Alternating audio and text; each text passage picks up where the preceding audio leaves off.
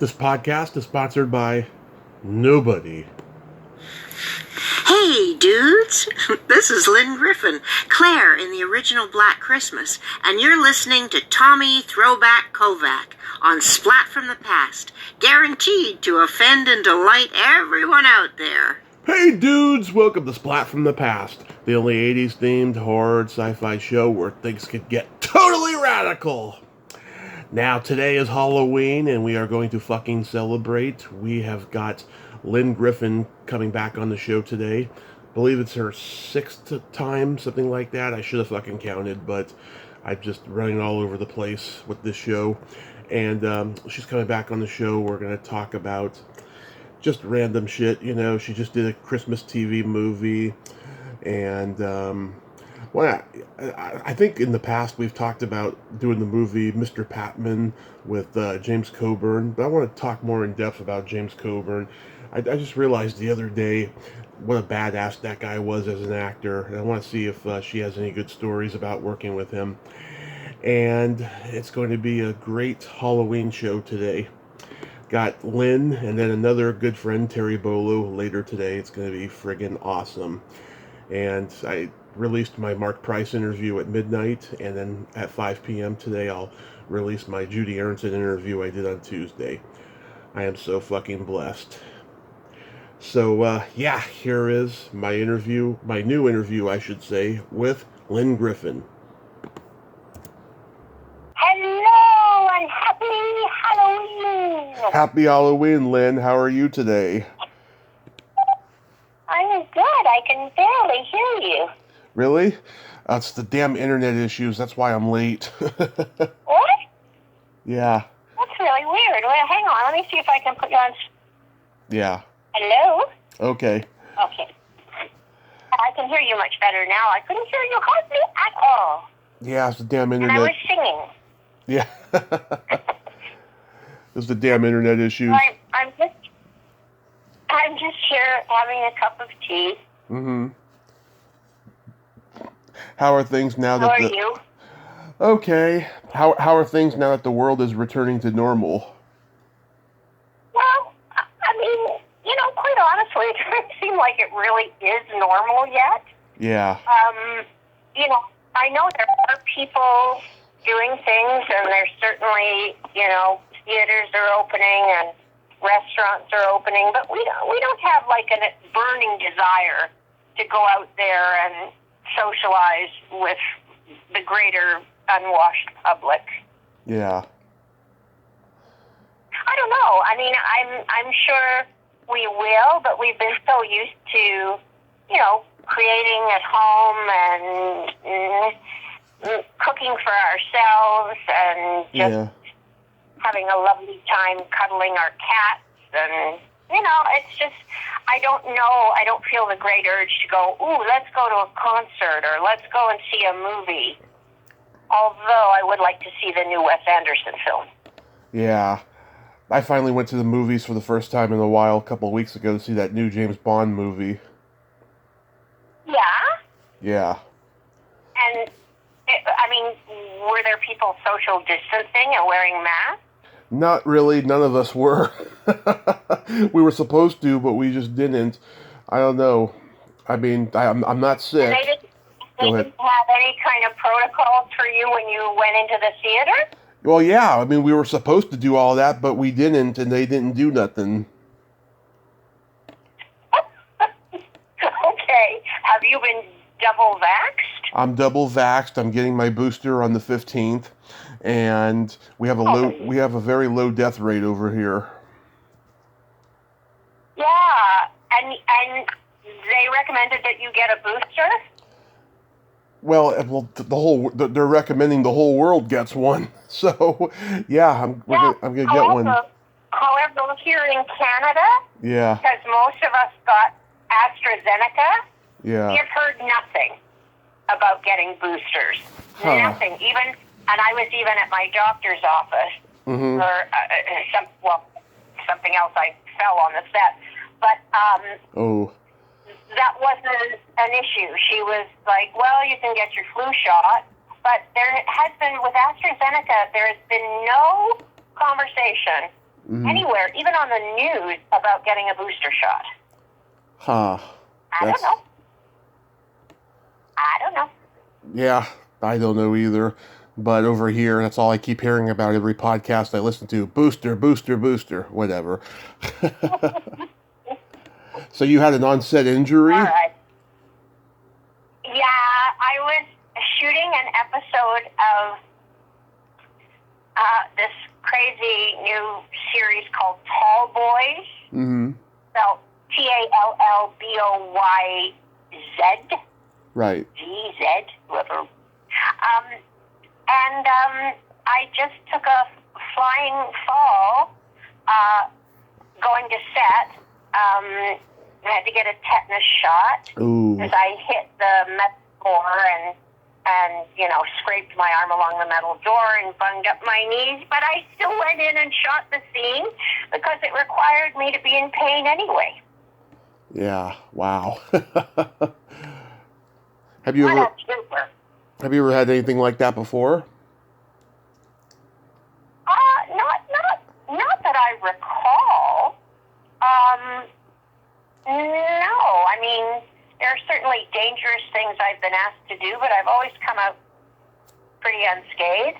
Yeah. And this was just dumb. There was a piece of concrete that was uneven, and in the walk from the trailer, literally like about 3 steps to the door where we were going into the studio to shoot. So yeah, I'm going to get my knees x-rayed, and I got a tetanus shot, so I'm all good. Yeah. But it was sort of one of the last things I shot. I shot something else that week, but it was just like, I don't think the universe is trying to tell me to take it easy. I mean, I have had a very, very busy summer. I mean, considering that, the COVID was still sort of, hovering over us as much as it was, there was a lot of work for grandmas.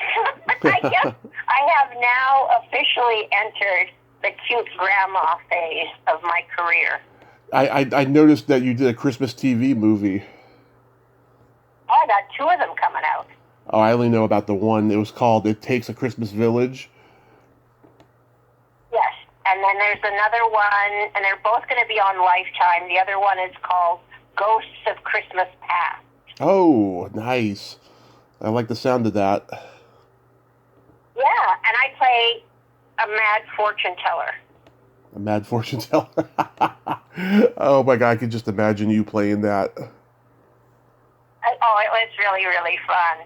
So, yeah, I mean, I think Ghosts of Christmas Past airs on the 14th of December, and It Takes a Christmas Village airs on the 22nd of December on Lifetime, both of them. Nice, nice. Oh, I'm going to watch those. I can't wait to see you play a fortune teller.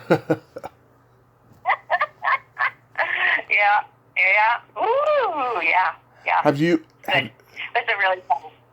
Yeah. Yep. Have you and Sean gotten to do that circus show thingy that we talked about last time? No, but I tell you, we are looking towards summer of 2022 to finally bring it to the stage. Nice. We are in the process of, again, grant writing to see if we can raise some money to be able to produce it, because, I mean, we got a grant last time from the Canada Council, very nice.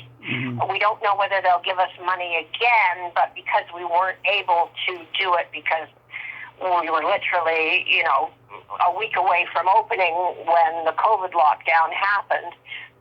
So we're hoping that maybe they'll take pity on us and give us a little money to be able to put it up again. But we're hoping for August 2022. We figure by then, we can try and fundraise and get all our ducks in order and try and, get all the people that we're working on it, all the wonderful artists and designers that we had working on it, get them all back together and be able to pay them and put it up. So there is definitely momentum on it at this point, and Sean is working hard to fundraise. That's awesome. Yeah, earlier this month I reached out to the director of Howling 6 to try to get her on here for the 30th anniversary. and I don't even think she's read my messages yet. But like I waited a whole year, for this. Hopefully, I'll get her on before the year is out. Maybe next year, even. Right. Did you ever get to chat with Nancy Loomis? No, I don't even know. Nancy Loomis. I don't even know how to get in touch with her. Leave it to me. Oh, you're good friends with Nancy Loomis? Yeah, and have been for years. Nice. She's kind of the first, she was the first long-term friendship I made when I moved to LA. And we've stayed friends ever since. So I will send her an email, and I will see if she'd like to talk to you. She should be talking to you today. Yeah. Her movie is on here tonight, and I loved it because we looked in our TV guide. Yeah. And she doesn't usually get, a credit, but she did. So, nice. Rather than it being, Jamie Lee Curtis and Donald Pleasance, it was Jamie Lee Curtis and Nancy Loomis. So, I'm going to take a picture of it and send it to her. Awesome. Yeah, let's see. I talked from Halloween. I talked to PJ Souls in 2017. I tried to get her on again because it's the 45th anniversary of Carrie, but she is super busy. I was supposed to talk to Tony Moran, but he's an asshole. We were supposed to do it while he was at a con, like in his hotel room early in the morning, and then he flaked out on me. This was like 3 years ago. And then I talked to the still photographer on Halloween a couple of weeks ago. She was awesome. She got high with Bob Marley one time.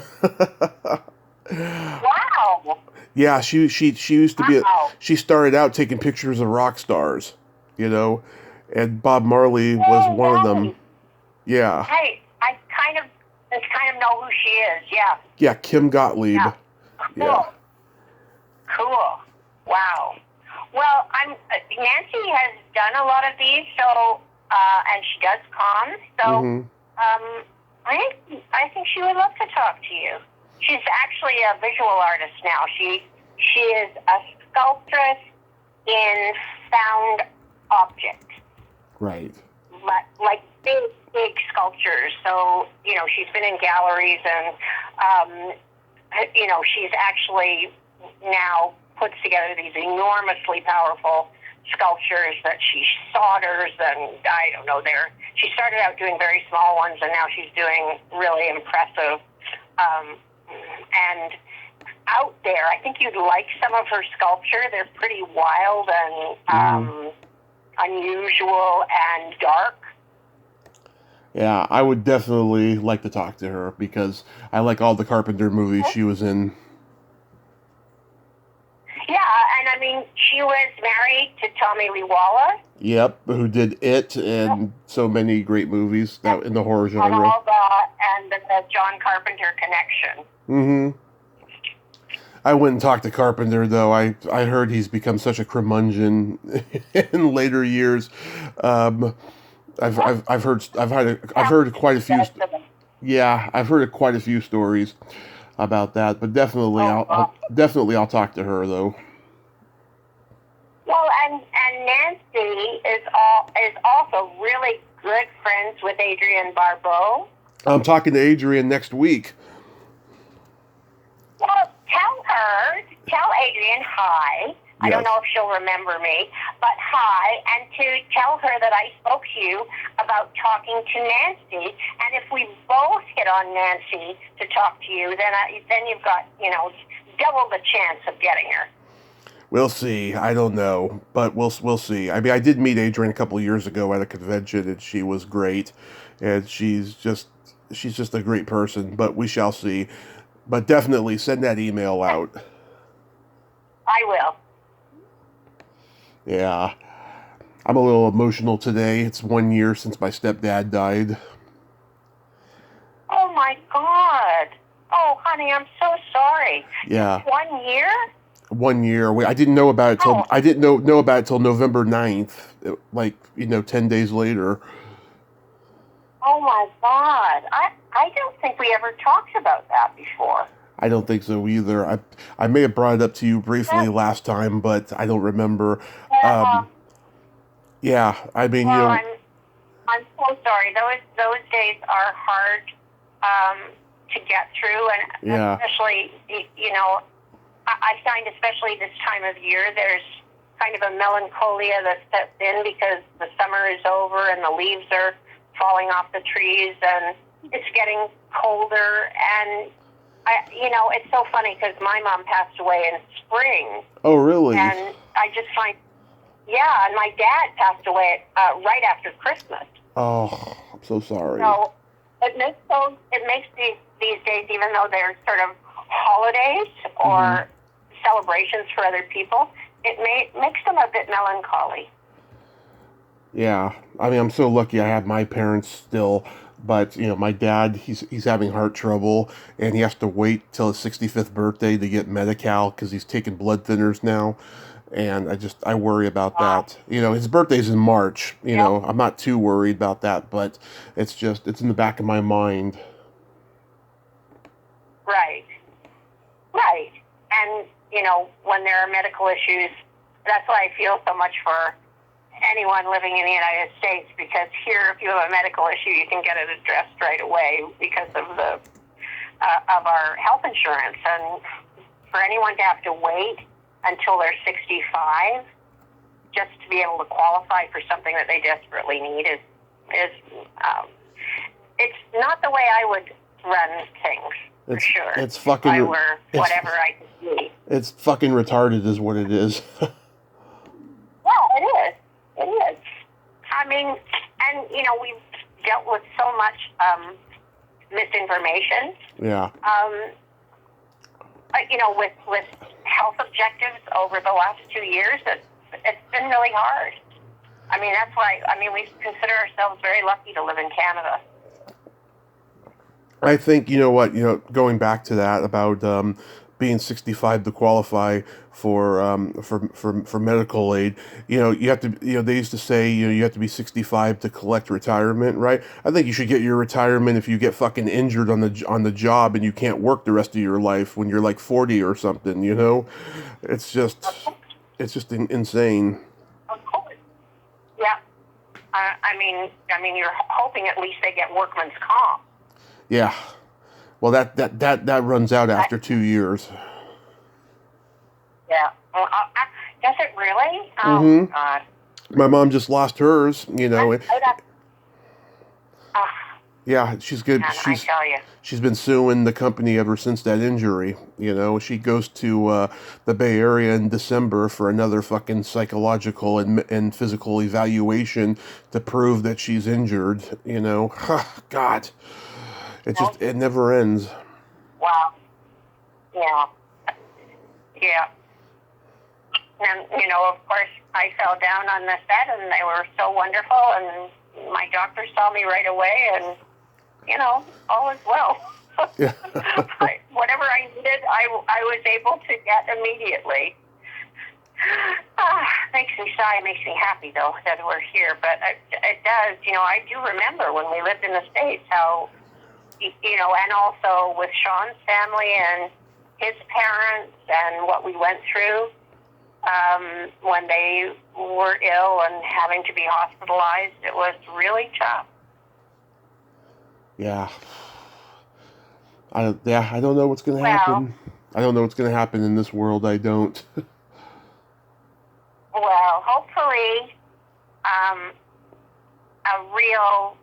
I guess what we call it an end. I don't know that that will be really an end to this pandemic, but our lives will return to normal. But it just seems, don't you find, it's just these 2 years, it just seems on a day-to-day basis there's been, shocking things happening. Right. And Alec Baldwin, for one. what? Yeah, did you hear about Alec Baldwin?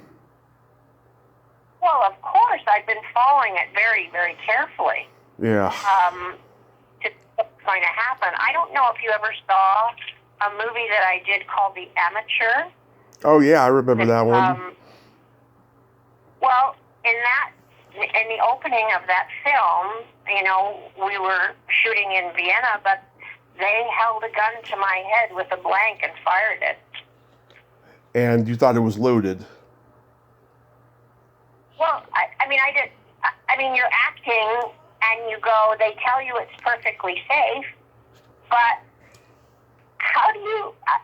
How do you know when now we had a very, very terrific armorer and stunt guy on the film, and he was, very carefully showing me how it was going to work and how we were going to shoot the scene. And I think he held the gun to his own head and held the gun to the director's head and fired it to show me how safe it was. But it's like we're saying it's safe, and then we see what can go wrong, and, we don't know what happened, on the set of Rust. Yeah. And how accidental not it was, and who really is to blame. It's very hard to say at this point. But you just go, the risks that we take as actors, and I always look back on that because of, the other examples of people who were shot on set, and because of whatever, a faulty loaded this pistol, although I'm not even sure whether they're saying it was a live round. Mm-hmm. I don't know what they're saying now. I've heard crazy shit over the years about things happening on sets, right? Like, I interviewed an actress. Her father died while doing a stunt for Paul Newman back in the late 70s, and she was only 14 years old when it happened. And then I heard about, of course, everyone knows about John Eric Hexum playing with the gun on the set, and he blew his brains out by accident, It's just, I never in a million years thought something like this could ever happen. Well, there just seems so many questions about it, because you go, why would there ever be, especially when they're saying on the table were 2 dummy guns, and then this gun that obviously, and we don't know whether it fired a blank, but it seems very unlikely that a blank, even a blank with packed gunpowder behind it, the way they do it, would have that kind of projectile to go through somebody and hit somebody else. It seems to me it would have to have been a live round or a real bullet, but why? Why would there even be real bullets anywhere near the set? It's just, it's incredible to me. I hope, whatever for, the families and the people involved, that it's very, very carefully investigated, and that it makes some changes happen. Because they're always, Sean was saying he was working on the Umbrella Academy. Yeah. He was firing a gun, and if sometimes things get rushed and, you're trying to get a shot before you lose the light or whatever. But I just go, there's no way anybody should be actually pointing a gun at somebody, particularly not the cinematographer and the director. Right. Even if it was a plastic gun, even if it was a blank, whatever it was, it never should have been pointed towards people. No. It's a weird case that's going to be examined for years to come, Oh, of course it will. And hopefully it will change, we have a hard time with gun laws in the United States anyway. Yeah. Oh, don't get me started on that. No, don't even get us started on that. We'll talk about something happy instead. Well, let's see. But I'm saying, though, that's the thing. It's just like, it just seems in the last, since we've been in lockdown, maybe it's because we're more tuned to the news, or I don't know what, but there just seems to be sort of tragedy upon tragedy happening. Right. So we have to find something to talk about that's fun. Well, when the new year started, I started writing a couple books. Wow. What are the books about? One is a part memoir and part movie guide about my love of cult movies. And the other one is a trivia book about one of my favorite bands, the Bangles. And Oh, cool. The memoir, I've been taking a little time off from writing because I've been crying a lot while writing it. Because I reveal some deeply personal stuff in there that I never revealed. So I'm gonna get back on it soon. And the trivia book, it's pretty much. Go ahead. Go ahead. The trivia book is pretty much done. I just have to format it. Go ahead. Okay. We just watched a documentary on the Bengals. There's a documentary about the Bengals? And then I'm trying to think if it was just like... VH1 Behind the Music or something? Yeah, and maybe about a certain time when there were a lot of women trying to really get to the top of the music industry and how incredible they were. It focused on them a lot. I'll talk to Sean and ask him if we may have recorded it, and I can find out what the name of it was. But there was a lot of footage of the Bengals. Yeah, I'm trying to get the original and current bass player for the band on here and stuff. She's been super busy, and but she's been very supportive of the podcast. So we shall see.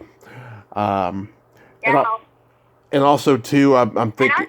Go ahead. I was just saying, aren't you celebrating? Like you've done like sort of a marathon number of podcasts at this point. How many are there that you've done? Do you count them? Right. Yeah. Right now with you, 1,370. Wow. When you live up here in Reading, there's nothing to do, Lynn. You know. But obviously, making good use of your time. Yeah. Yeah. And also, I'm thinking about writing a third book, an erotica book, where I have all my sexual encounters and sexual fantasies in there, and it's done, partially for humor and partially for titillation. I'm thinking about doing that as another book idea and stuff. Yeah, I'm getting into book writing. I've been contemplating it for forever, but then once quarantine started, everyone was telling me, write a book now, all that, and that's what I've done. Yeah, exactly. Good idea. Because using your time creatively. Yeah. Especially if I write an erotica book, because I've been very open this year about my past with cuckolding, and I've been talking about it a lot with people and stuff, and a lot of people, they don't understand it, but they love listening to it because it's interesting, Yeah.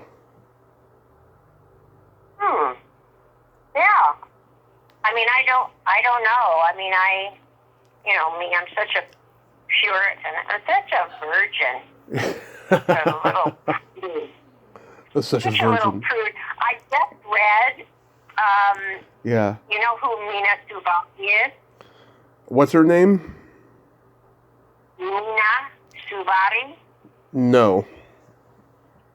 She's a really beautiful young actress. She played one of the really important parts in the movie American Beauty with Kevin Spacey. I reached out to somebody from American Beauty the other day. Anyway, Mina has just written an autobiography that I think you would like. It's pretty graphic. Okay. Huh. It's called... I had it right here because I just finished reading it. It's called... Oh my God, I can't remember now. Anyway, you'll be able to find it. Oh God, it had a very unusual title, like Peace or I don't know. Anyway, it's very. She is quite uncensored. Okay. I'm looking her up right now. It says she's got a reputation for having a girl next door image, but I guess that book proves that she doesn't. Yeah. She blows that out of the water with her book. I'll tell you. Yeah, I know Charlotte Stewart who played the teacher on Little House on the Prairie. She is far, far Right. removed from that character, I'll tell you. I got her to say fuck on this podcast. Oh my God. I bought Oh my God. I bought her Well, book. there Yeah. is a dark side to it, all of us, isn't there? And there's like a hidden side somewhere. Yeah. Oh, I've You know, never me, I able to write a script where I can play a serial killer. I've never known an actress who played a nun that was innocent in real life, I'll tell you. True. I got Charlotte's book. She slept with everybody from Jim Morrison to Bill Murray to Richard Dreyfuss, and she did cocaine and she did weed. She hung out with all the rock stars, over in Laurel Canyon. I mean, she had quite a past, and when I saw her at the convention this month, and I got the book, she forgot who I was, right? Because a lot of people interview her. And she said to me, I have to warn you, Tommy, I tell the truth in this book. Are you easily offended? And I was like, oh, hell fucking no. You're talking to the right man. Exactly. Oh, it was hella funny when she said that. Yeah. Yeah. So I'm writing. So I love the writing that I'm doing, and I want to get my horror movie made in 2022. I don't know what that's going to take. I don't want to do that crowdfunding shit because so many people get mad when they donate and the project falls through. I rather owe a couple people than owe 100 people. You know what I mean? Yeah. And I think, the crowdfunding thing has been so overused Yes. now, and people, if they're doing a film, I mean, best to sort of hit some people that really believe in you and just say, are you willing to give me a happy chunk of money to help out, rather than trying to get a whole bunch of people who sort of know you or are strangers, or trying to find a way to appeal to them with some kind of fabulous teaser video of what you're planning to do. It's really hard. I mean, crowdfunding was really great when it first started, and Yeah. we certainly do some of that, but I think it's been overused now. Yeah, so many people are doing it now, and I don't know. I don't think it's going to go anywhere, though. I think people are going to continue doing it, but it doesn't mean I have to, so. No, and if you have resources in it, it's always interesting where resources can come from very unusual and odd places. Yeah. That is true. Oh. That is true. When you worked on Black Christmas, did you know John Stoneham? That name is familiar. Why? He was a stunt man. I was curious. I was thinking about reaching out to him for the Christmas season this year. Huh. I don't recall, which is odd. I don't recall. I mean, the name sounds familiar, but I don't know that I ever had any contact with him. Mm-hmm. I know, because you disappeared, Yes. quickly at the beginning of the movie. Well, and, other than wearing a plastic bag on my head, I didn't have many stunts. Yeah. Yeah. He's been doing stunts. I think that was his first movie, as a matter of fact. But he's continued working. A lot of those Oh. stunt guys, they do it until they die. It's amazing how they do it. Oh, yeah. And it's amazing that some of them, when they get too older, the bones aren't going to bend as flexibly as they once did. Yeah. That they become actors. The one that I knew of, okay, now I'm trying to remember his name. I'm going blank on names today. Sorry. Yeah, it's okay. Richard Farnsworth, Oh yeah, who was a stunt guy, right? a And legend. Yeah, then became a wonderful actor. Academy Award nominee too. Exactly. Yeah. And you always think about people like Sam Elliott or these guys that are really like, I don't know, they just seem to, they look like stuntmen. Yeah. And then they're in front of the camera as actors, but you're absolutely sure that they must have done their own stunts in movies. And I mean, a lot of actors now do, even though I find it amazing that, you know, with the insurance companies like panicking that, you know, people like Daniel Craig want to do all his own stunts. Yeah. Particularly when they're James Bond stunts, they aren't particularly the simplest of stunts.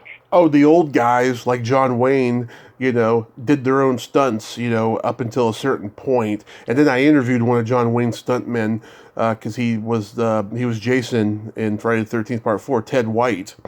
And yeah, I mean, those older guys, I mean, they didn't care. They did their stunts, you know, even if they got hurt. And then they got to a point where more stunt people came because they didn't want to lose these movie stars. Yeah, exactly. Now, what did you think of the Quentin Tarantino movie, Once Upon a Time in Hollywood? I loved it. I think it's one of his very best. You know, I talked to a lot of people who were in Hollywood during that time, and they tell me it was spot on, just dead on, you know. And he was there. He was a kid at the time, but he was there. He knows what it looked like. Right. And just his his wonderful twist on history. Yeah. At the end. Yeah, I thought it was brilliant. Yeah, I loved it. I saw it in the theater twice. Brad Pitt. Right. I've seen it too. I think I may have even seen it maybe 2.5 times. But I thought both Brad Pitt and Leonardo DiCaprio, some of their best performances ever. Yes. Oh, God. It was just a great movie. And I hope it's not his last movie. I hope he has at least one more in him, like he said. He said if he doesn't, then he's gonna count Kill Bill Volume 2 as his 10th movie in that continuity, you know. Yeah. I don't know. I kind of don't. I think he's got more. I think he's got more to give for sure. I wasn't a big fan of The Hateful Eight. I thought it was too wordy and too much like a play. It reminded me of Reservoir Dogs in that way. You know, everybody's in this one space trying to figure out who's trying to kill who and who comes from where. You know, I mean, it was a good idea, you know, but I was bored in the theater watching it with my mom. I thought something more exciting was going to happen. I mean, the most excitement I saw was when Sam Jackson talked about that guy whose dick he sucked. That was funny.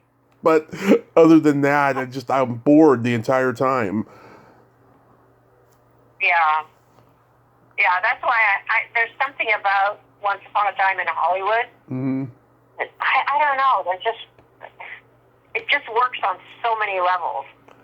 Yeah. Oh, I talked to the guy that Brad Pitt plays in the movie, Gary Kent, and you seen it? Yes, I talked to him last year. Wow. So he really did have a confrontation with Charles Manson. They were shooting something at Spawn Ranch. It was a Western, right, at Spawn Ranch, and you know he told the director told Charles Manson to get off set because he was causing commotion while they were trying to shoot a scene, right? So Gary, you know, punched him in the face, and then he ran off, and then he caught Manson putting the air in his tires, and then he hit him again, you know, and then told him to fix it, and he did fix the tires, and then that was that. So it clearly actually happened. Yeah, it really happened. Like the way they shot the scene in the film, it happened. Him and Tarantino had lunch, and he gave him that input, and so he put it in the script. Wow. Yeah. Wow. Yeah. You see, there's something I love about that, the authenticity of that. Mm-hmm. That the whole film seemed to have a kind of authenticity. Right. There's a movie he did around that same time during that Spawn Ranch era called Satan's Sadists. Sam Sherman, who made Dracula versus Frankenstein in '71, which Gary was also in. They were shooting this low-budget hippie biker outlaw movie with Russ Tamblyn, and they wondered why Russ Tamblyn was in such a piece of shit movie because he's such a great actor, you know. But his career was kind of out on the outs after West Side Story, you know, and so they did this low-budget biker movie with him. And the title, Satan Say This, came from a Western that Sam Sherman wrote for television that Robert Taylor and George Montgomery was going to star in, but it fell through. And so one of his collaborators wrote this script and used that title, Satan Say This. Wow. Yeah. You have an enormous amount of backstory on stuff. It's really fascinating. I know, I piss off every historian I interview, by the way. They get paid to, like, write these fucking books, and then when I know more than they do, they get pissed, I'll tell you. There's this one guy, I won't say his name, I talked to him earlier this year. You know, he was very arrogant. He was, like, grandly telling me about his family's past with Hollywood. They were all failed, you know, actors and shit, and then he was a failed actor, so he became a historian, and he's written books about people that general population don't give a fuck about, but movie buffs do, really, right? And so I wanted to talk shop with him at the end, talking about, you know, people that he's done panels with at this film festival that he does every year, and talk about, you know, I tried to get a screening going just before COVID happened, and he was like, okay, are we done now? You know, I mean, he was just jealous and bitter and arrogant in that moment. Oh my God. It was sad. Oh. Yeah. Yeah.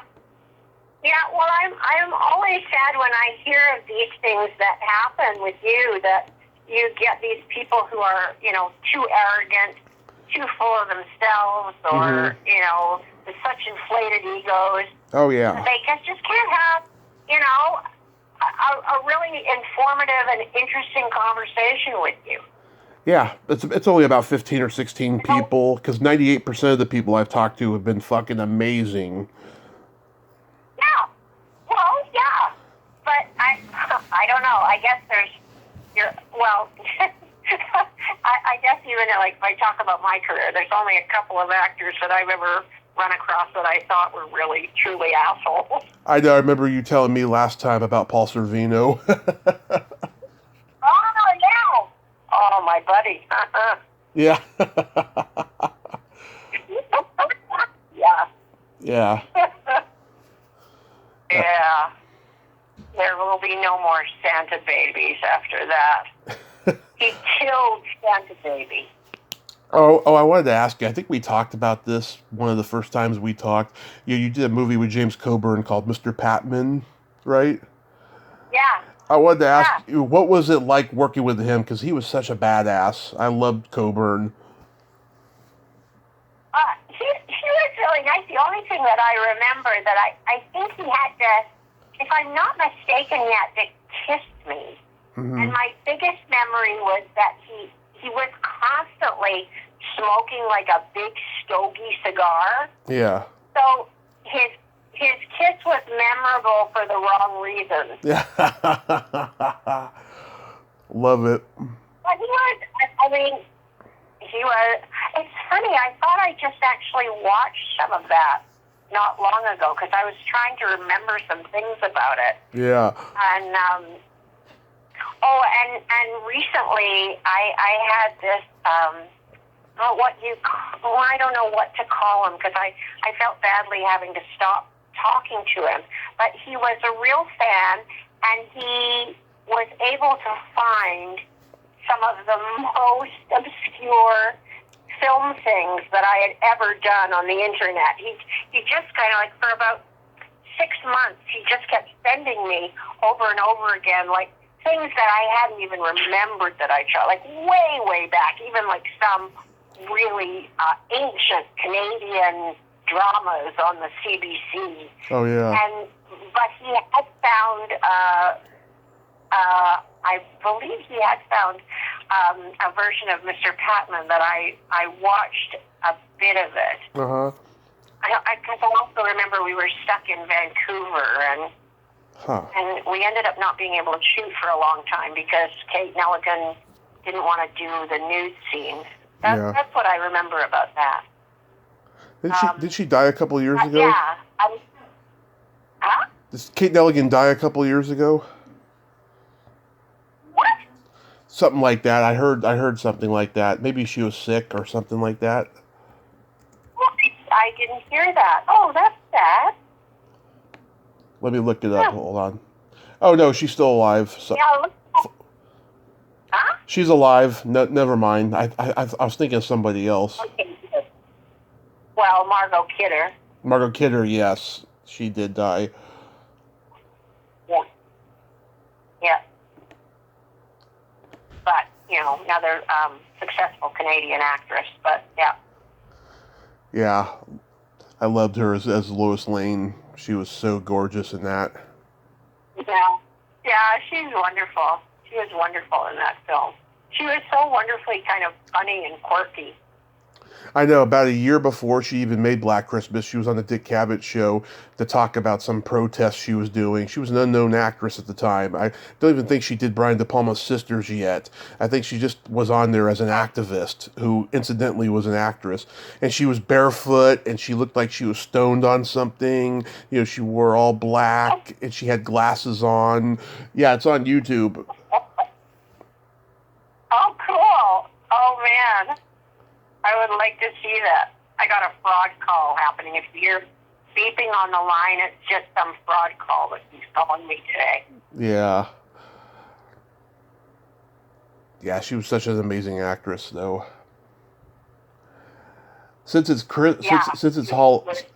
Halloween, do you have any ghost stories? Do I have any ghost stories? Yeah. I have one. Well, you go first and let me think. I have a joke for you. Okay, well, we'll do the jokes at the end, but let me tell you this. Do the jokes at the end. But Okay. I did go through a lot of, if you go online and Google dirty Halloween jokes. Oh, yeah. It's a treasure trove. Oh, I'm gonna dirty Halloween jokes. I'm gonna see if I can. Really. I'm gonna see if I can find some, Okay, so this isn't really a ghost story. It's just a scary story in general, more like, but it may as well be a ghost story. So, in October of 2007, me and my friend went up to San Francisco to do some stand-up comedy at the open mic we used to go to. And after we came back, he lived around the corner from a veterinarian office. And they had tables and chairs in the parking lot. So we went to go sit down there and write material, write jokes. And we did it for about an hour, and we had fun, right? I mean, we were laughing. We were very creative because we ate donuts, so we had sugar in us. I mean, we were having a good time. Then something weird happened. An older woman, probably about in her 50s, drove up to where we were sitting and just sat there in the car and watched us for about a minute. And we were like, let's get the fuck out of here, right? So I was like, okay, you're going home? He's like, yeah. He's like, all right, I'm going to the bus stop. So he goes in his direction home, and I'm going to the bus stop. Next thing I know, I see a light emerge. She was following me with the light on. And I ran. Your car? Yeah, her car. With her car light on. Yeah. She was following me. So I ran into this alleyway where this apartment was. And I just, hid there and wait for her to pass. And then frickin' ran to the bus stop. And I went to the bar that I had started working at a month before. And I told everyone what happened. They were like, oh my God, that is just fucking creepy. And it was. It really was creepy. Wow. And you never never found out anything about her, like, get her license plate number. No. Check her out. Oh no, this was so long ago, and it wouldn't have even occurred to me at that age, at 24, to get the license plate. Nowadays, No, yes. exactly. Nowadays, yes, but Yeah, now we're... Yeah. Yes, of course. Now we're much more. Okay, I have one. Okay. I don't know whether you think of it as a ghost story, but it was strange. It was when my dad died when I was 13.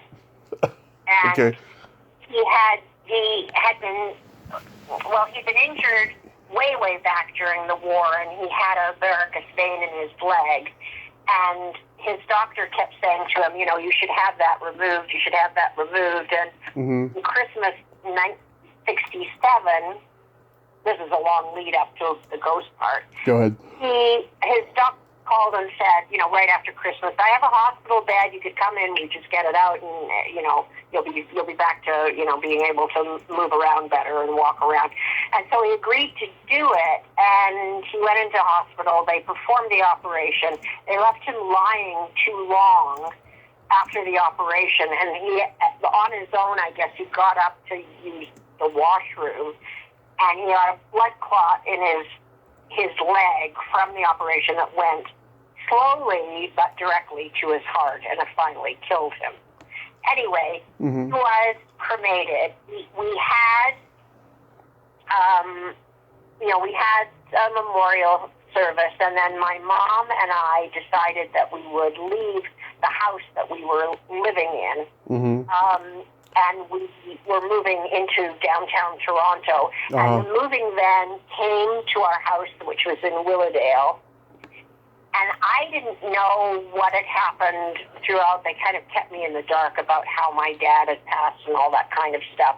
But the moving van, and our driveway was on an incline, so that the moving van was sort of at the top of the incline.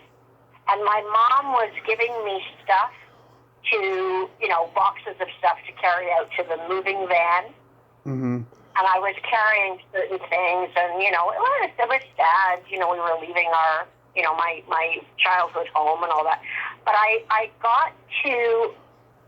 walked up the incline and put a box on the back of the moving van truck, and I turned and walked away, and the box fell over, and a tiny box that was in the box started rolling towards me, and I didn't know what it was.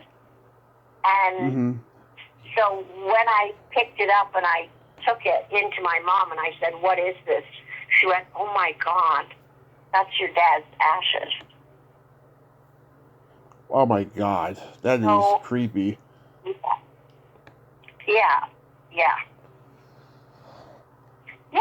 And, I always thought about that, and I always thought, I know I have lots of dreams about, because I lost both my parents. I have lots of dreams about them, and they show up fairly regularly. And it's all recent, too. Yeah. Huh? And it's all recent, too, that you've lost your parents. Yeah.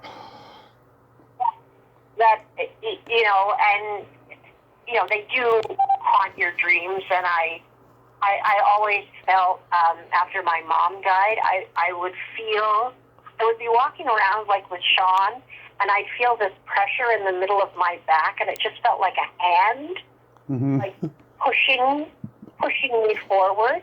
And the other thing that I thought my mom always did when we were out walking is she would untie one of my shoelaces. No matter how tightly I tied my shoelaces, we'd go out for a walk. I swear to God, 10, 15 minutes into the walk, one of my shoelaces would be untied. And I always thought that was her, too. Just these little kind of things that make you feel they're still there, they're still with you. And they're still saying, I always felt she was pushing me forward, like, because she always did. She was, a wonderful sort of stage mom in her own way. But she would always push me towards, being successful and doing the job professionally. And also, she would also like to warn me about stuff. So I thought the pushing of the hand on my back was one thing, and the untying of my shoelace was the warning, not to trip and fall. Wow. That is very very Canadian too, I have to say. Very haunting. Yes. Yeah. And so I stopped wearing shoes with shoelaces. Wow. That is crazy. It's like me saying, and after doing Black Christmas, I never used the dry cleaners again. Shit. Yeah, I went on that website. No, I mean, Tommy, I do not take clothes. I never have taken clothes to the dry cleaners because I'm afraid of those bags. Yeah. Yeah. So I went on that website just now with the dirty Halloween jokes. I found one that I just posted on Facebook. It was so fucking funny. What's a vampire's favorite part of sex? Ejaculating. Oh, yeah. Well, you're on the same side as mine. Yeah. My favorite one was, why do skeletons enjoy sex with dainty women? Why? They like to bon appetit. Bon appetit. Is that the one you were going to tell me? That was, yeah, that was the one I was going to tell you because I love bon appetit. Oh my God, I thought that was funny. There were some good ones on there. Oh, this is hilarious. And there's Yeah. a good one at the end about the nun and the cab driver. The nun and the cab driver. Let me find that one. Yeah. It's kind of long. It's sort of at the end of the list, and it's one of those, and a nun gets into a cab, and it goes on for a while. Yeah. It's got a good punchline. Oh, yeah, I see it here. That is a long joke. Yeah. I'll read that later. But it's worth it. It's worth it to tell. I mean, if you want to read it, I thought it was really funny because I thought the ending was really, quite surprising. I'll read it later. Punchline was okay, go to the punchline. Well, we'll read through it real quick and look at the punchline. Okay. Let's see here.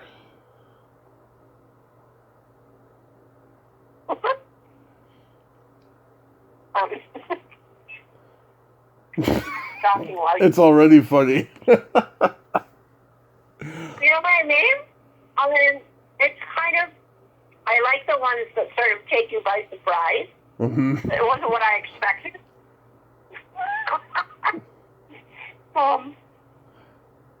Anyway, that is pretty good. That is pretty good. Every nun I see, I'll think it's really Kevin dressed up for Halloween. That is pretty good. People are going to be going, come on, Tommy, what's the joke? What's the joke? Okay, I got more of my own. Why is drinking cheap beer like going down on your sister? Drinking cheap beer? I don't know. The taste is the same, but it's still not right. I was reading some of these on this list yesterday to Sean. Yeah. And he was getting the good answers. He knew He knew them? I tell jokes. Terrible at telling jokes. But I was reading some of, the ones where you just have to come up with a kind of sassy turn of phrase. Yeah. He was getting them. He knew the punchlines. I mean, I was quite impressed, I must say, considering we're both the worst joke tellers ever. Oh, no, you've made me laugh. I know, but, I mean, look at me. I had to Google, because I wanted to tell a Halloween-themed one. I had to Google it, because I really don't remember jokes, and I tell you, I'm here reading the joke off of a piece of paper that I wrote down yesterday because I thought if I don't write it down, I'll get to my joke part where I have to tell the joke with you, and I won't remember it. So I have to write it down. I mean, it's either, it's old age or it's Alzheimer's, but I mean, I have never had any facility for remembering jokes, and I love jokes. Mm-hmm. What do you call a boy that doesn't masturbate?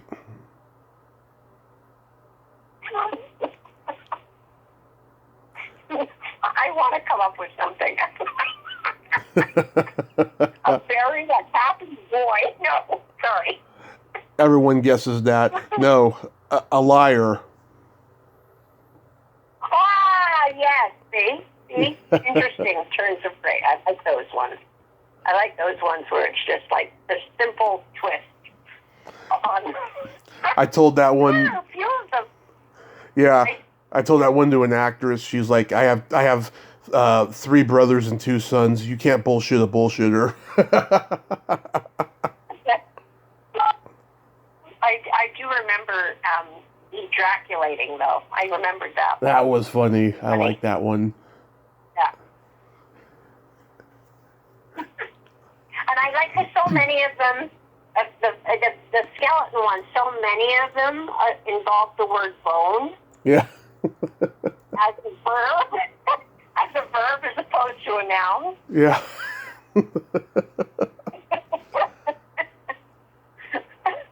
Anyway, good skeleton joke. Oh, I know. What was it? Something of why do skeletons? Oh, see, I'm terrible.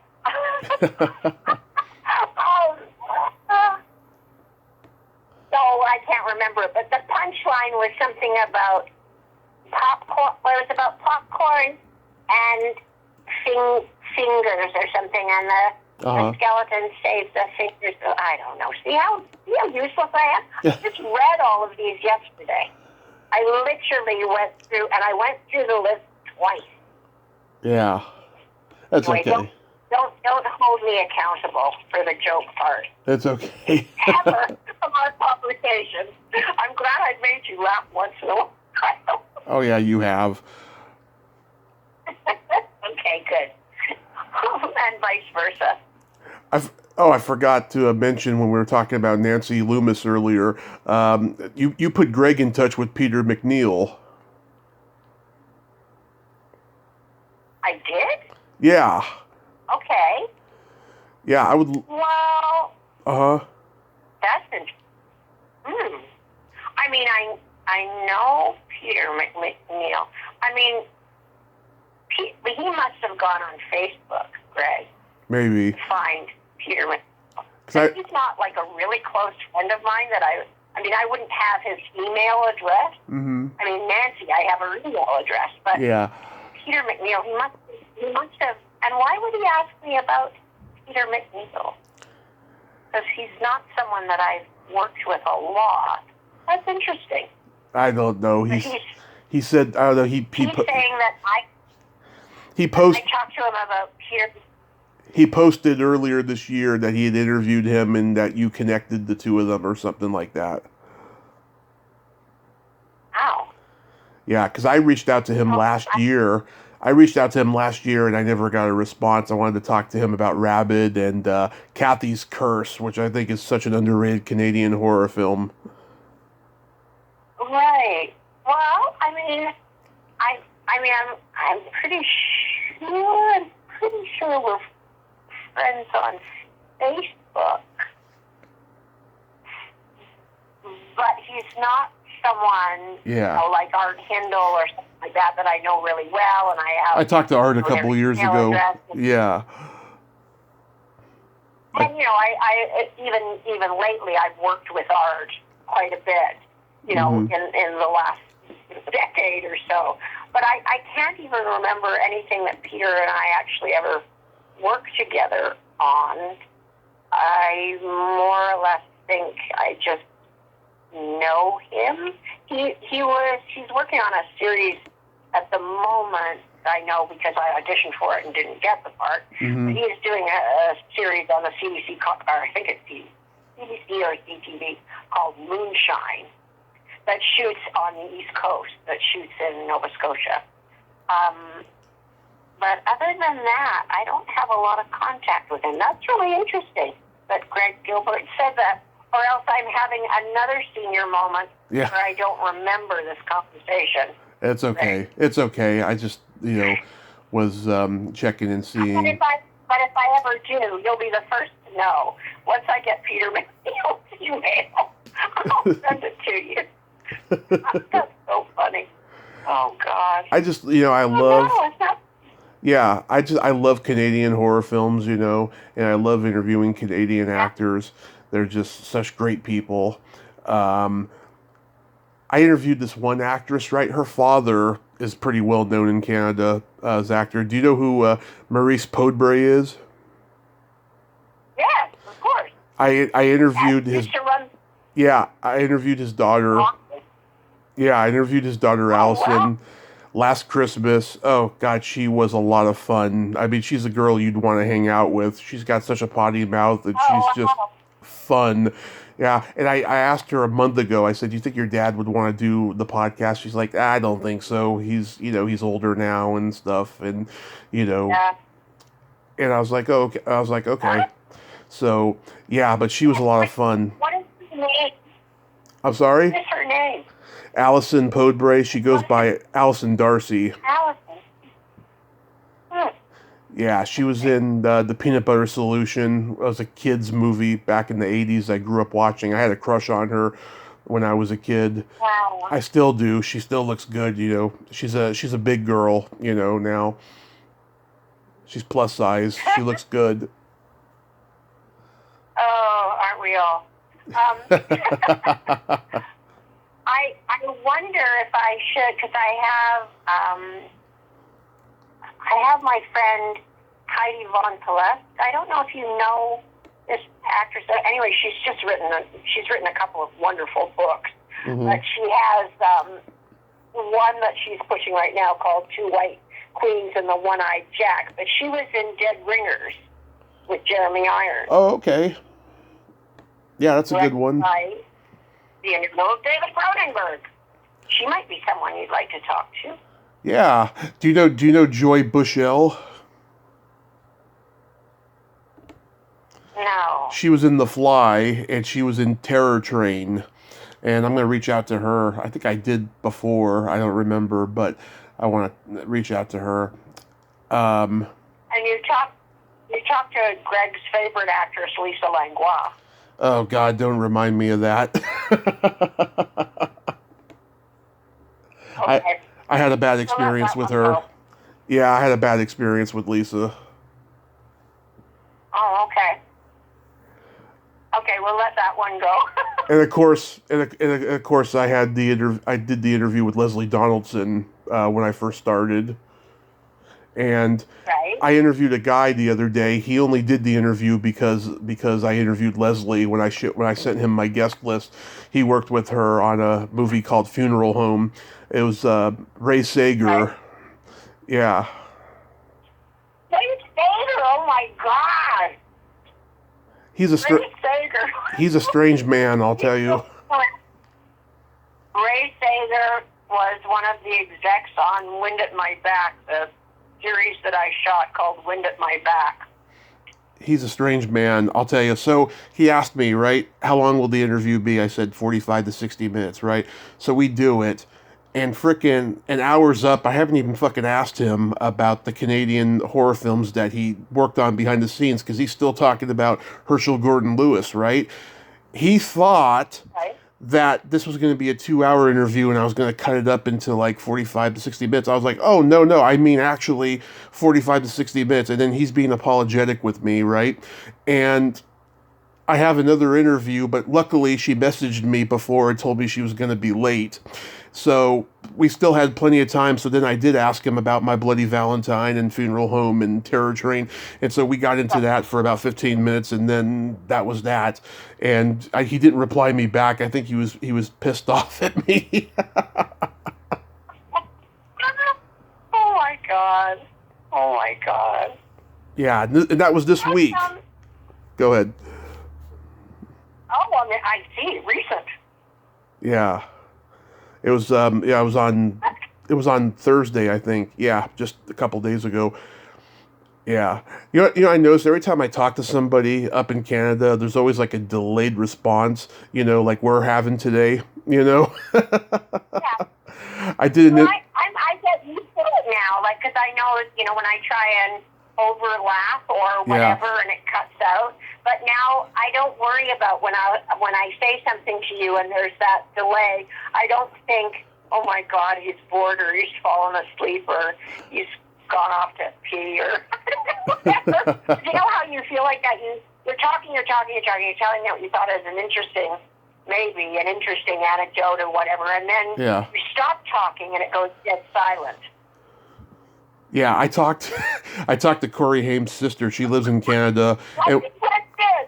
Yeah, I talked to Corey Haim's sister. She lives in Canada. We had a lot of delayed responses, and yet we got a lot of views on that episode and a lot of likes and stuff because we had a nice conversation overall. Well, that's good. That's good. Yeah.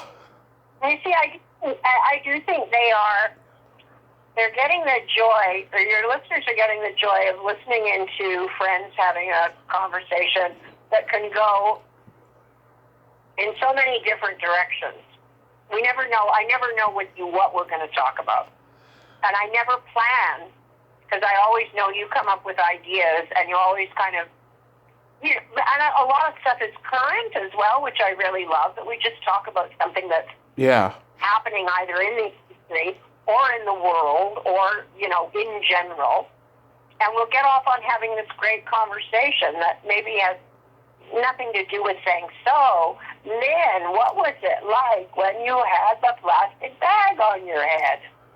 I know you're one of a handful of people that I could have these conversations with that have been very supportive of me since I started.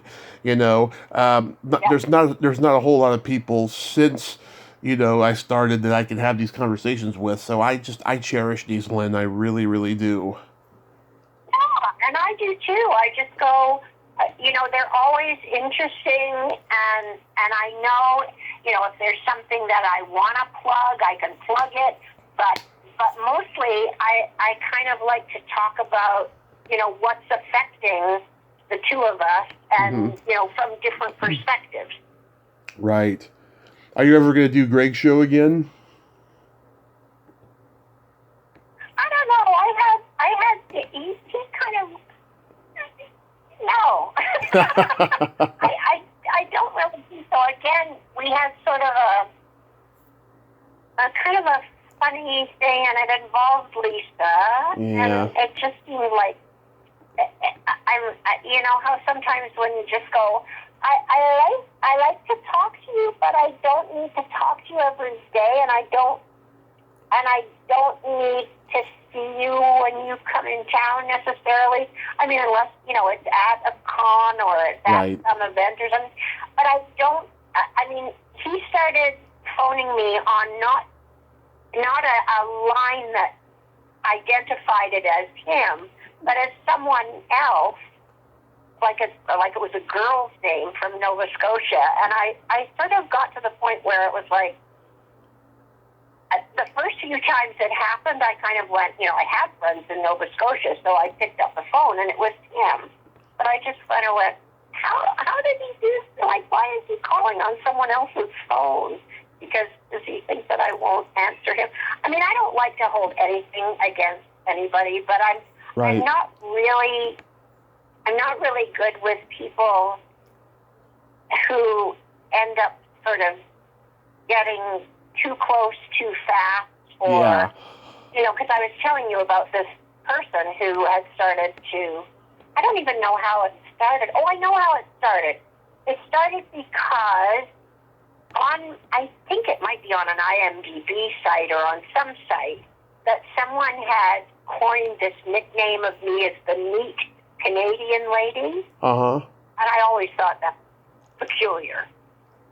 Call me the neat Canadian lady. Why, you think Greg started that? No, it wasn't Greg, but this other guy. So when that came up, and I don't know how he kind of made the connection, but he sent me something, and he said, I am the person who coined that phrase. And so, that's my cat talking to you as well. But it was very, very interesting, and we had sort of a long, back and forth of him sending me all these wonderful clips of things that I hadn't seen in years. And then all of a sudden, he sent me something that was a video that I had made for a friend, but it was concerning, kind of a charity health drive that we were doing, and Sean was in it as well. And then it was like he was talking about Sean, and I was going, there's no way he could have accessed this video. Yeah. I mean, how did he get video? And all of a sudden it felt very intrusive. Yes. It was like, okay, now you're... I was literally doing it for, because we were talking about people making organ donation. And so it was very specific. A friend had asked me to do this interview with Sean to talk about awareness of people to donate their organs, and because her father had an organ donation. And so it was very, very personal, and it was a very, very specific thing about that awareness and that kind of charitable thing. So, and Sean was in it with me.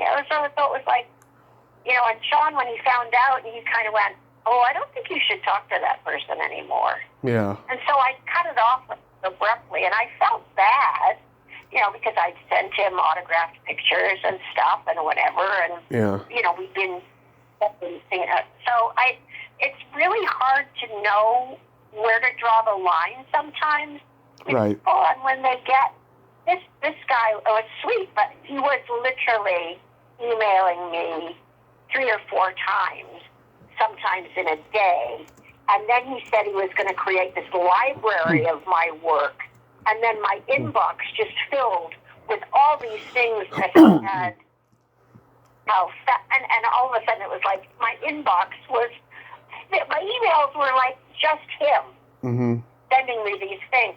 And you just go, so it's a fine line that we deal with.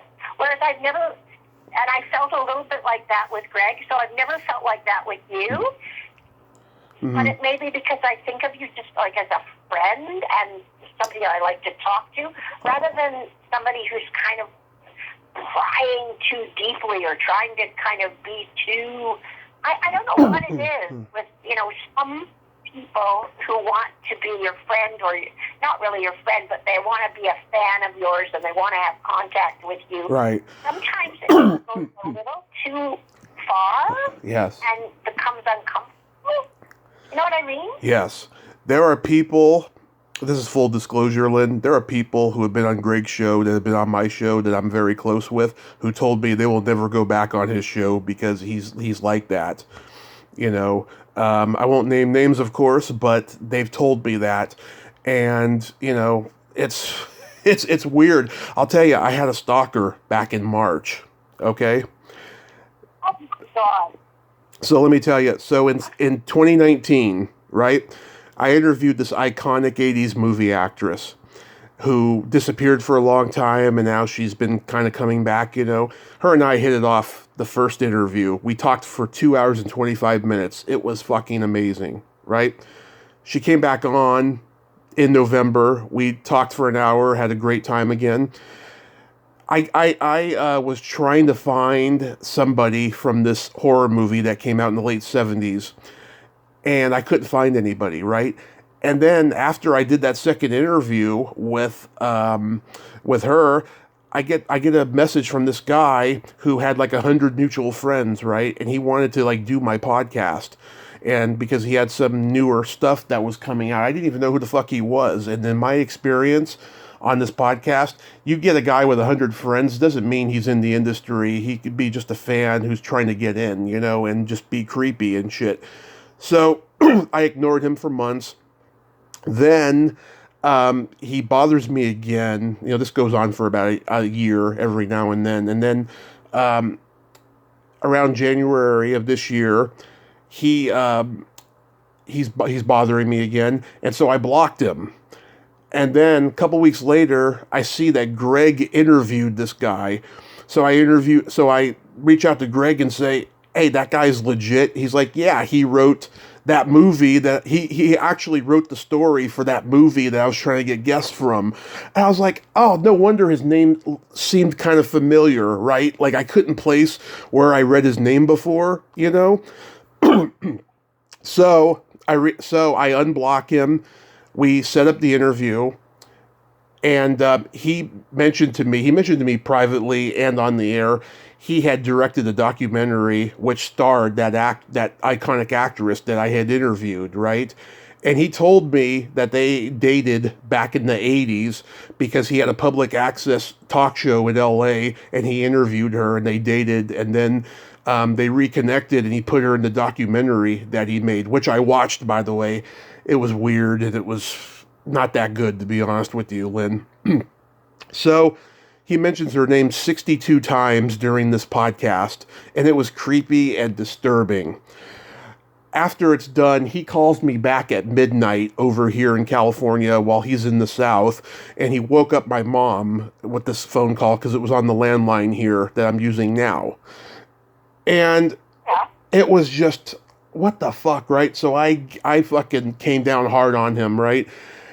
And then he bothers me 2 more times next few weeks, blocked him for good, and then I texted her, that actress. She went off the grid after we did that second interview, and I wondered why. Well, she's not very tech savvy, so she doesn't know how to block him on social media, so she got off of it. And she said, this is what she told me. She said, he may have interviewed her on his public access talk show in the 80s, but she doesn't remember it because she does a lot of interviews. But he reached out to her for this documentary, and she did it. They had a good time. They went on the festival circuit, and then he got creepy with her, and then she cut him off, and then he just kept bothering her. Now, Greg doesn't have anything to worry about with this guy because he's never interviewed this actress, right? But it gives you a great, insight into what kind of guy Greg is and what kind of people he's drawn to, Yeah, well, it's such it is kind of a sensitive issue with me because I had a contact through Leslie Donaldson, right? That I got kind of connected with these group of filmmakers, and I guess they were in New York, and Leslie and I were gonna work on something together, and then it got really, really ugly, and then producers came into it and didn't want to hire us union actresses, and so I kind of bailed on it, and then they all got kind of weird with me, and so I'm just really sensitive to people that I get this feeling that I'm not sure why they want to talk to me and what their game plan or their end result is, what they think they can get me to do or say, or and you have to be careful, I guess, particularly on social media, because you don't know how things are going to come back to bite you.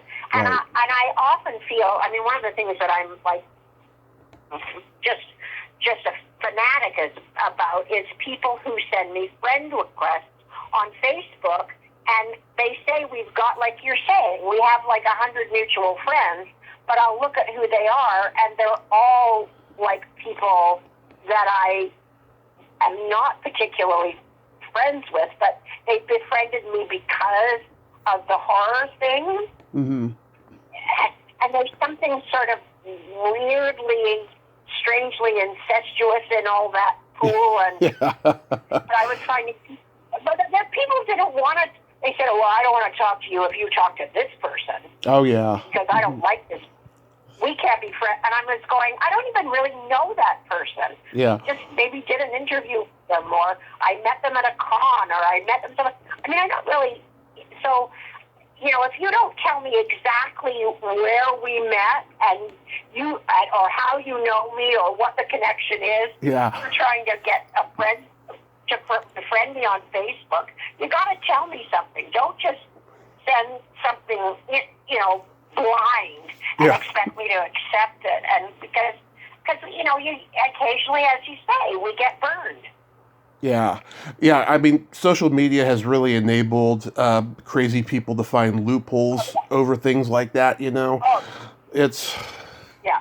it's Oh, going to yeah. get. I mean, once I went on Facebook, Mhm. I was just like, I was red meat for all the horror fans. Red meat. I mean, it just ballooned initially that, there were just so many people, and, still, I mean, I've kind of gotten a little more under control now, but at first, it's also very flattering that you think all these people know your work and they want to be Facebook friends, but you go, what the hell? I'm now trying to figure out what was I doing when I just kind of accepted all those friendships with people that I don't really know, and they only maybe know me through someone else that's interested in horror movies, but I've never met them. I don't know who they are, and if I talk to them, they seem a little weird. Anyway, so I know. that's what makes you different, Tommy. Oh. I don't feel that way about you, and we will always have like a fun conversation, and I mean, but it is. It's something that you're very aware of. That you start going, who are your real friends that you've met in this way through this kind of social media or through Facebook, and who can you really talk to and feel comfortable with? I mean, there's you, there's Terry, who I'm talking to in a little bit. There's a couple other people, and I cherish all of you. The fact that, I have all your numbers, it's such a wonderful privilege for me. Yeah, but you've never abused it either. No, because why would I? I'm grateful for what I have, That's what I'm saying. You have a real respect for the people that you talk to, and also just a manner that it just makes me feel like you're a friend and I've known you, so it never seems awkward, whereas like a lot of these things that I do, they feel awkward in the way that they'll try and get too personal or too, I don't know. I mean, Greg, because now he's making these trips into Toronto, he stays with Lisa, and it's just like, what? Say what? What's going on?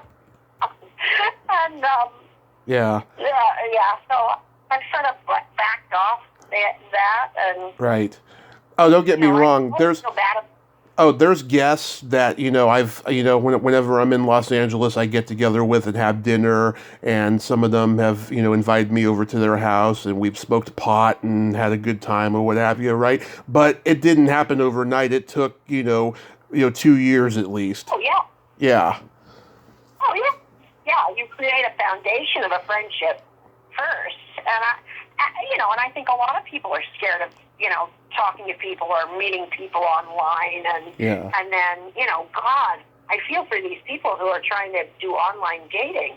Jesus. Oh God, I was talking to somebody about online dating recently. I used to do that, when I was in my 20s, and I had a blast. But all they wanted was sex. They didn't want a relationship. And in hindsight, maybe I should have just said to myself, all right, I'm not a relationship type, because I feel that way in the present, now that I'm 38. But at that time, I should have said, okay, I'm not a relationship type. I'm just going to enjoy the sex. And I did enjoy the sex, but I wanted more, and I don't know why. Yeah. Yeah. I think it's just it becomes kind of a dangerous Russian roulette that you play. You're not always sure, that you're going to find, true friendship or true love or a relationship or whatever you think it's going to be. And when someone wants to push it farther than you're ready to, that's when it kind of gets uncomfortable. Yeah, it's really strange, and the thing, and I'm sure you've noticed this too, I mean, he's a good, talker, a good communicator, right? But he beats around the bush, bragging about his accomplishments and doesn't ask the guests questions, Yeah, I don't really know. I don't really know how many times I've actually talked to him. I know at least twice, and Sean was involved in one of those. Did one with him, yeah, and Sean came when we took them to one of our favorite little kind of brunch joints. Yeah. But that's now quite a few years ago, and since then I haven't really had contact. So, I don't know, but then I know, there's some dear friends that I haven't had contact with, certainly over the last 2 years, that we've, not been able to either see each other, and so they sort of drop off your radar, even like online or a phone call or whatever. They're just not in your, immediate group of friends that you're talking with anymore. And then they either come back and it's like no time has passed, or it's weird and they move on. I feel since this pandemic, there's a lot of people that either I've moved away from or they've moved away from me. Yeah. And I don't really know why. But, certainly there's a lack of connection if you're not, talking frequently. But then when someone that you don't know, that it connects with you online, and then all of a sudden they're talking to you, like there's messages from them every single day. Oh, yeah, I've blocked a lot of those people. Yeah. I don't even, he doesn't even text me that many times. Yeah, I get those all the time from weird people who listen to the show. I got a nice one the other day, though, from a guy who wasn't creepy, and I thought that was nice. He didn't even send me a friend request, which I liked. Yeah, that's unusual. Because if I say any, and the thing is, I sell some autographed pictures, and Christmas time I always make my Black Christmas ornaments, and so I get lots of responses then, and I'm sending out.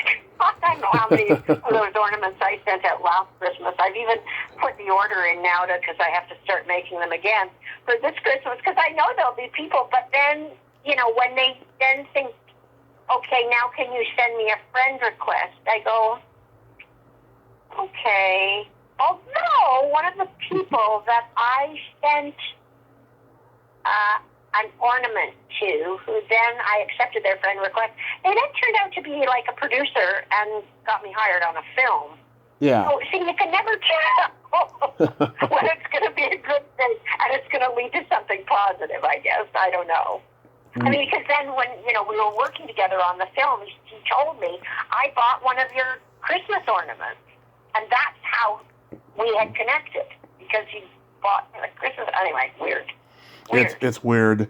And next year I'll be celebrating 5 years since I started, so I'm gonna have all my favorite people do a short pre-recorded interview with me and say, and we tell each other, how we feel about each other and stuff. Of course, you're gonna hear from me, so I'll let you know when. Okay, cool. Yeah, I can't believe I've made it this far. I really cannot believe I've made it this far. That's incredible. And just what you said, the amount of conversations you've had, it's very impressive. And I think I've gotten better. And, yeah. And the variety of people you've spoken to, too. Yeah, I think I've gotten better at it. I'm less nervous than I was 4 years ago. I listened to some of the shows I did 4 years ago, and I cringe,